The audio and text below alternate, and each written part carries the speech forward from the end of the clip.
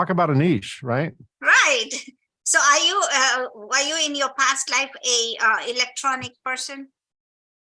Yes, I am in my current life, and my all life's an electronic person. Yeah, I'm quite the geek. I mean, I design equipment, and I've designed a lot of products that my business sells, and other companies sell. But no, I'm not an engineer. I'm just an old college dropout that happened to be a little bit clever. Have you figured out your niche? Are you helping adding value to other people's lives? Then you're in the right place. Welcome to Munira's Musings with your host, Munira Zahabi. Greetings from Chicagoland. This is Munira with another episode of Munira's Musings. Good morning and welcome to Munira's Musings. Our guest today here is Mike Konrad, all the way from California. How are you, Mike? Welcome to Munira's Musings. I'm well, Munira. How are you? I am good. I'm good. So Munira's Musings is a show where we showcase different people to come on our show and talk to us about the journey to their niche. And it is very interesting because I meet all kinds of people from all walks of life and from all over the world. And here my goal is to share their stories so we can take this to the next level, because there's so many people out there who are standing on their sidelines thinking, what do I have and what can I do in my life to take the next step? And these stories are meant to motivate you so that you jump into the entrepreneurial sea with us together. So without further ado, Mike, tell us a little bit about yourself. Well, first of all, thanks for having me on the show, and greetings from Southern California. Just a little bit of background. I always considered myself kind of clever in terms of geekiness. I used to get in trouble when I was a child because I wanted to find out how things worked. So I would take my parents' appliances apart.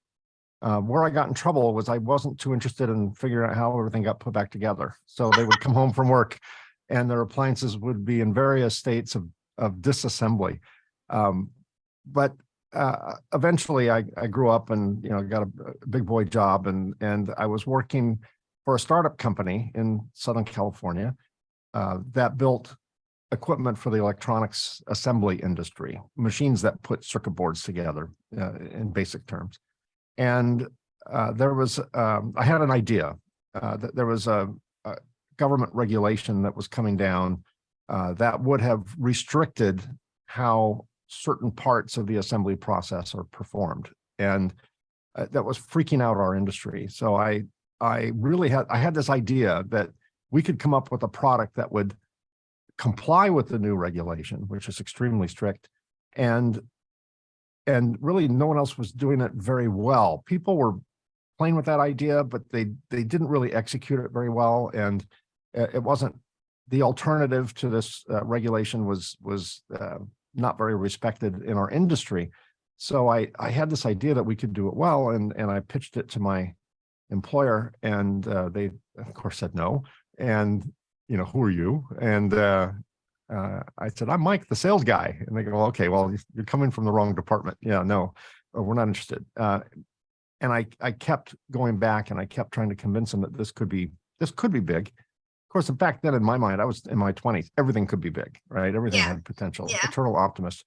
So I ended up making a deal with them. I was so convinced that this was a good idea that I would fund the research and the development on my own. I didn't have any money. There wasn't much to fund, though. It was just an idea. And I ended up working with a childhood friend of mine, and we developed this machine in my garage, and made it look sexy from a engineer's point of view. And about 6 months later, I brought it back to my employer and said, "Hey, what do you think?" And showed them the test data from it, and they were impressed. We had a trade show coming up coincidentally in a couple of weeks. So I suggested, let's throw it at the trade show and let's stick the company name on it and see what happens. And long story short, it was a hit. We started selling quite a few of them. So what was an idea became a reality? What idea became a reality? Was that the question? What started out as an idea became a reality? Absolutely. Yeah. It started off as a kind of a crazy idea, as an opportunity to provide a product that would meet this new strict government regulation. And then it became a reality. The problem was it became too much of a reality because I was building them, my friend and I were building them at night and on weekends, and then selling them to my employer by day.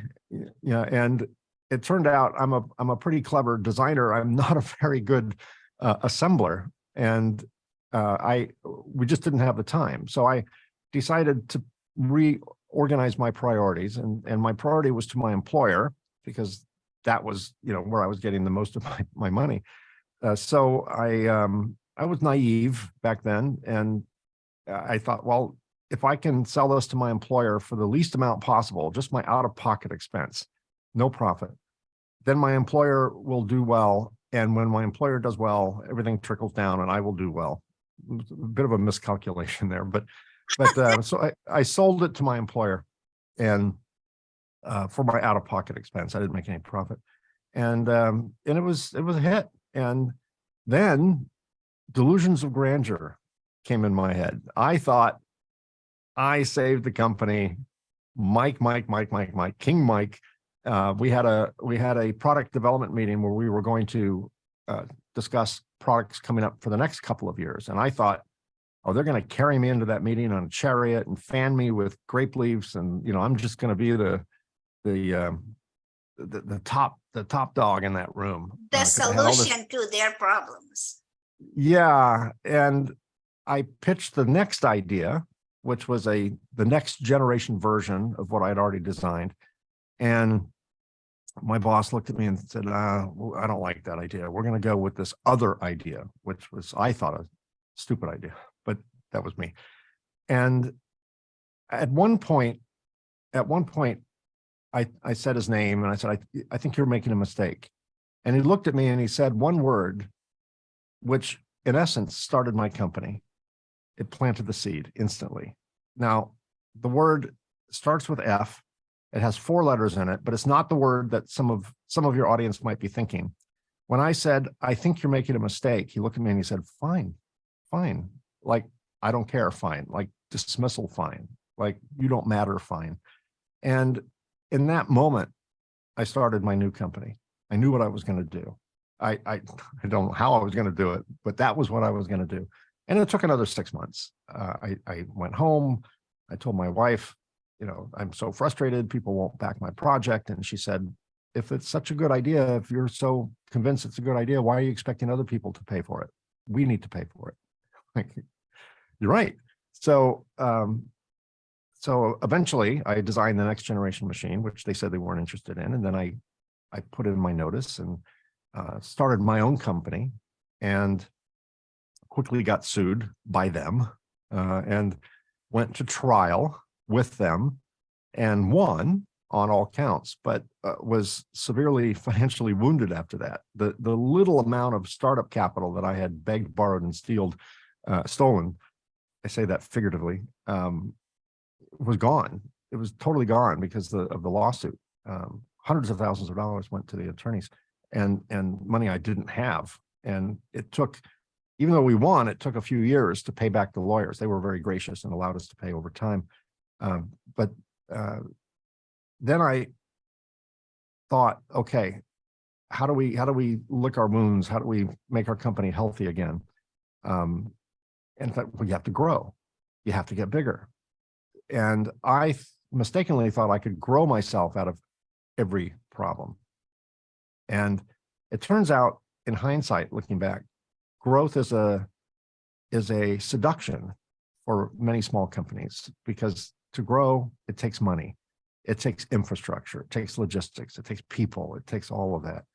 And getting back to your niche theme, after 30 years in business, I'm pretty clever. I can learn, but no one ever said I can learn fast. but eventually I can learn. And looking back at over 30 years of this industry, of my business, I realized that growth is not the solution to a problem. Growth is a reaction to making good decisions. Profit is not something that should be chased. Profit is a result of making good decisions. Cash flow is not something that should be chased. Cash flow is a result of good decisions. And in my world, and this doesn't apply to everybody, but in my world, I realized that business is the lessons one learns in business are extremely counterintuitive. Oh, yeah. I learned that less is more. I learned that the most profitable word in sales is no.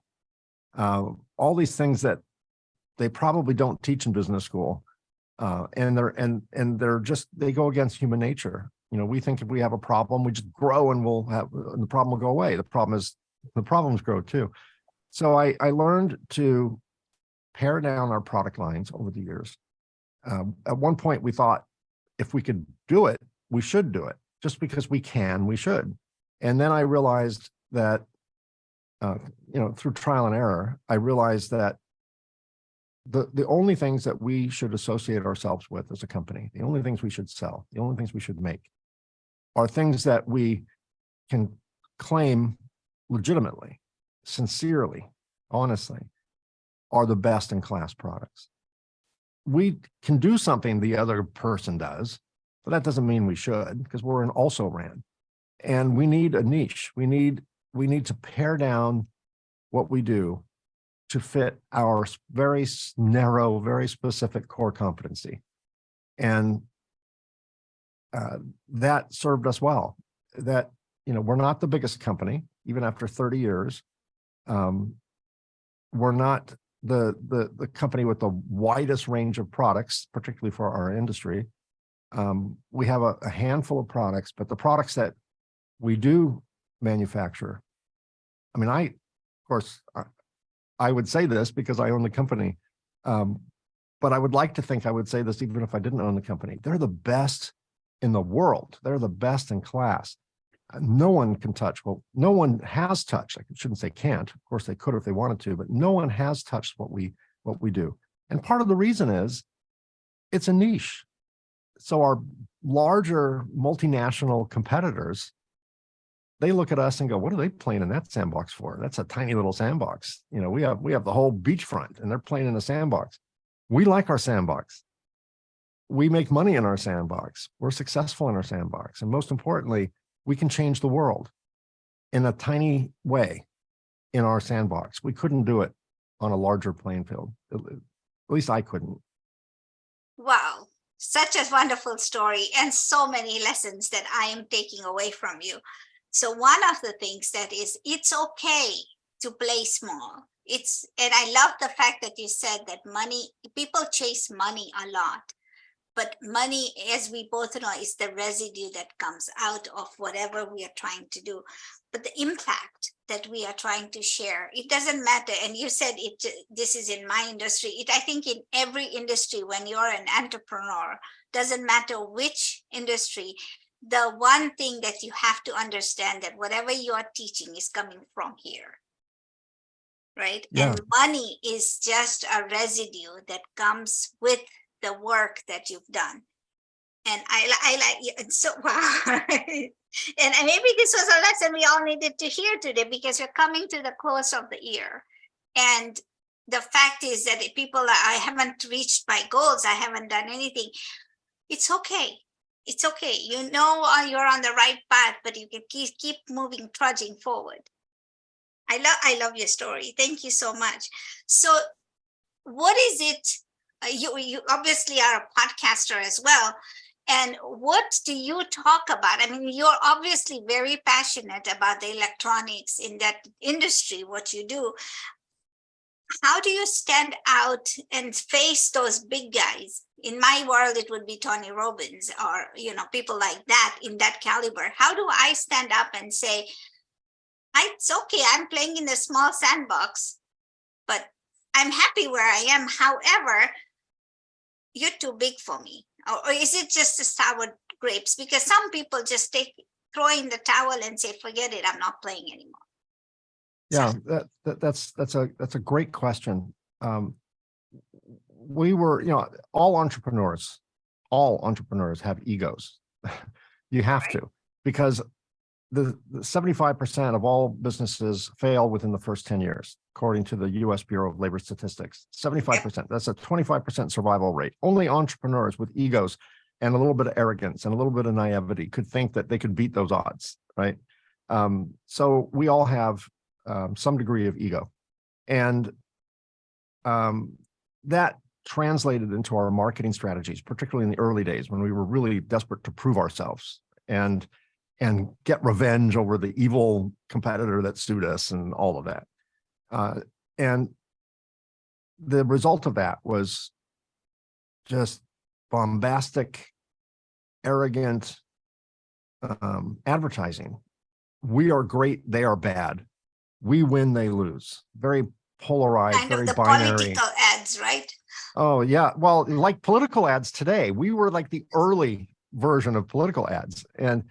And we would go to trade shows and spend money we didn't have, mortgaging our future so we could have the most outrageous booth design. And at one point, I just ran out of, when we got loud, they got louder. When they got louder, we got louder still. And we were just screaming at our potential customer base. And I, at some point through a set of circumstances, I got this epiphany that, okay, stop the madness. We can't do this anymore. This is just getting crazy. And we made a commitment that we were going to cold turkey stop exhibiting at trade shows, stop advertising in the trade magazines, later the internet. And we're going to, if we're going to be talking to our industry, we're going to be providing value. There's no value in saying how good our stuff is. There's value in solving problems. So we switched our marketing strategy over to an educational model. When I'm on camera, when I'm at a lectern, when I'm writing a paper, it has to provide value to our industry. It can't be self-serving. It has to provide value. And I find the best way to sell our products is to not talk about our products.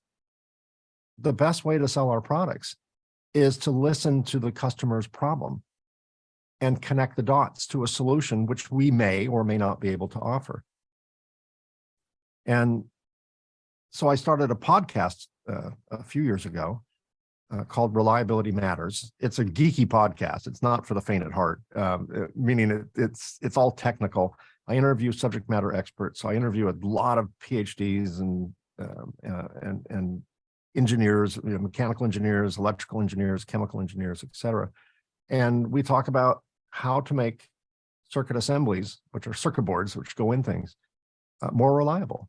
That is my sole goal.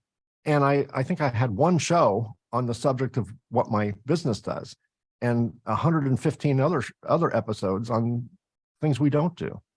And I've gained a reputation. I've been in this industry for 37 years, but I've gained a reputation amongst my peers that if I'm on camera, if I'm over the internet, if I'm on a webinar, or if I'm speaking at a conference, I'm a safe haven. You can come to my things and you're not going to ever get a sales pitch. You're going to get technical information. You're going to get answers to problems. Whether you have those problems is another story. And that has gained a huge reputation in our industry, which is not known for that. The sales and marketing in our industry is just as obnoxious as, selling cars and cigarettes. It's just a commodity business, but it's really not. And we're starting to see the seeds of other companies within our space starting to do the same thing, which is great.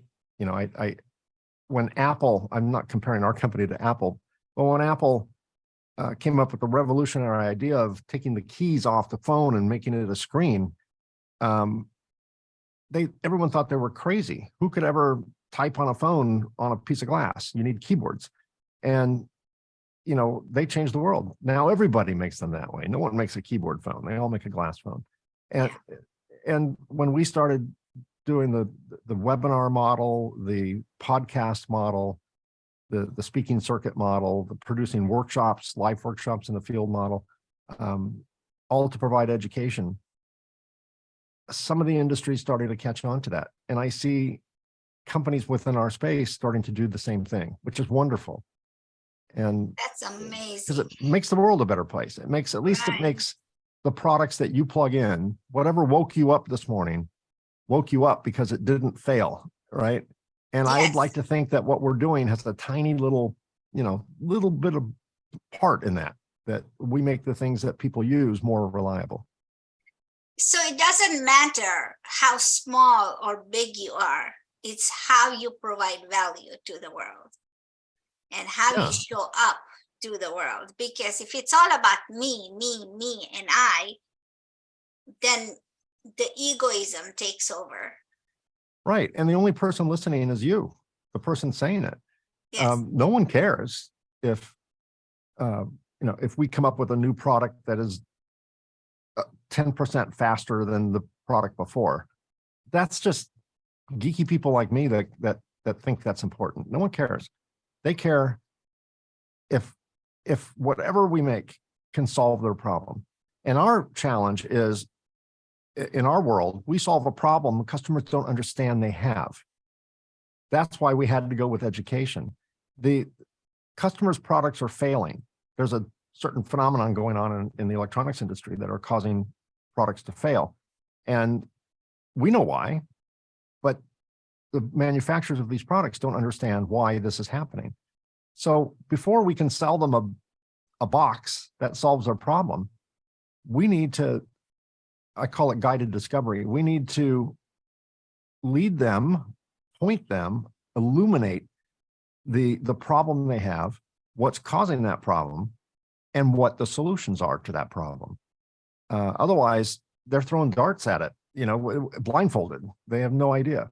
No, you're right. You're very right in doing that, because many times people just think that this is, these people need my product. And I'm working with a coach and mentor right now who is teaching me the same thing. It's like, what problem are you solving? And you need to show up as a problem solver, because people don't know if like you said, they don't know that they have a problem. So it is your job to then illuminate the fact that, yes, if you're facing this, and this could be your problem.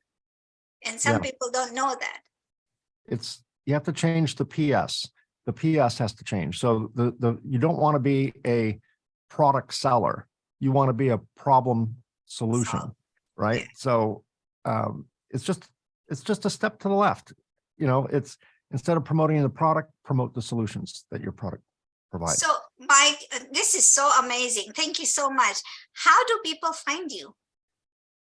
The easiest way to find me is just through my name, Mike Konrad, Konrad with a K. Everyone puts C, so Konrad.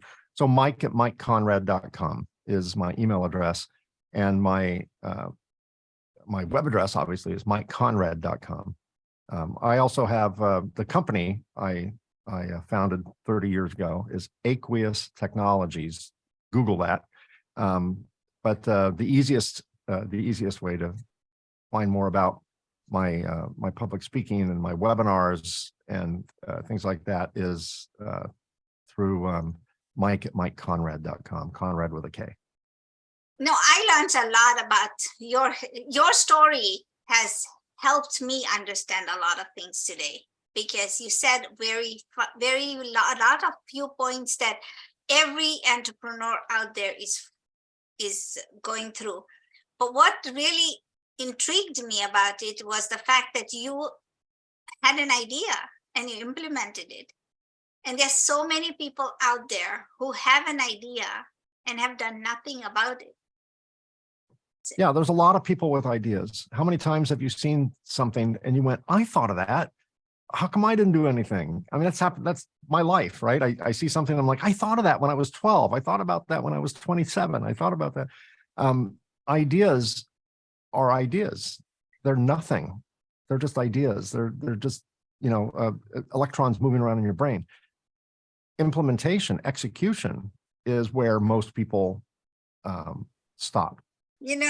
It's so amazing that you said that, because in my book, one of my books, I've written several books. One of them is The Philosophies of Niche Principles, where I talk about different ways you can get your niche. But one of them is like, you've got ideas, you just need to execute them, and you haven't done it yet, then you are at a loss.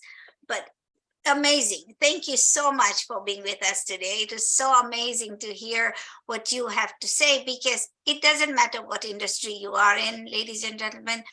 It just means that you have an idea, you got to implement it and execute it, but take the first step. It took him a few years to figure it out. It's going to take you maybe lesser, because you've already got people who've gone before you who've left breadcrumbs for you. So it could take lesser, but take that first step.